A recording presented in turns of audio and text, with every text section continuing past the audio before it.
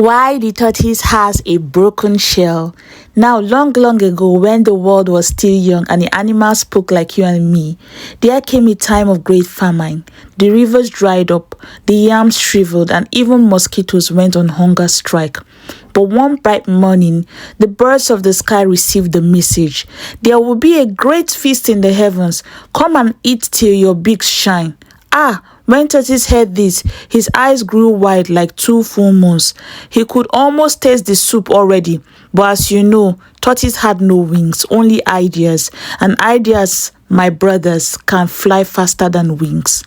He went to the birds and said in his sweetest voice, "My good friends, my brothers and sisters of the sky, have pity on your poor friend. Lend me a feather each and I will join you. I will dance, I will sing, and I will entertain the host." The birds talked among themselves. "Well, Tortoise is funny," said Parrot, "and greedy too," whispered the Dove. "But it would be unkind to leave him behind." So one by one, they plucked a feather and gave it to Tortoise.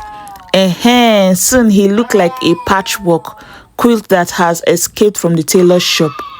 And then Tortoise said, "Friends, before we go, let us each take a new name for the feast. That is the custom of the sky people." The birds chirped in agreement. Parrot became Chatterbox, Eagle became High and Mighty, and Tortoise smiled and said, "As for me, call me all of you." The birds clapped their wings. "A fine name," they said. Poor things. They didn't even know what was coming. When they reached the heavens, the feast was ready. The tables were shining and the pots were steaming. The smell of pepper soup danced through the clouds. The host greeted them. "Welcome, noble guests.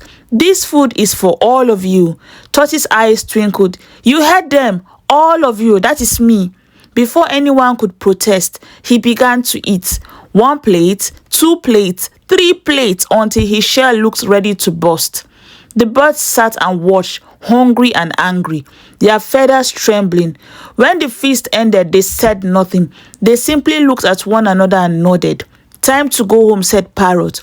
But as they prepared to fly, they plucked back every feather they had lent, and they left Tortoise standing there, bald as a yam and trembling like a leaf in the wind. Tortoise cried, "My friends, my brothers, wait, how will I go down?" But they were gone. Only Parrot lingered. "Parrot, my good friend," Tortoise pleaded, "go to my wife. Tell her to spread all the soft things, leaves, grass, clothes, pillows, so that when I fall, I will land gently." Parrot nodded but hissed under his breath. Greedy fool. He flew down and told Mrs. Tortoise, "Your husband says you must bring out all the hard things, stone, pestles, grinding bowls, and pile them high up." Mrs. Tortoise did as she was told. When Tortoise looked down from the sky, he saw the heap below. My sweet wife is wise indeed," he said when he closed his eyes, stretched his legs, and jumped. He hit the rock so hard that the sky itself said, "Eya." His beautiful shell shattered into 1,000 pieces. The village healer gathered them and patched them up. But ever since that day, Tortoise had shells full of crack, just like his promises. Now, my dearest sisters and brothers, a clever mouth can get you to the forest, but only a good heart will keep you there. Don't be greedy.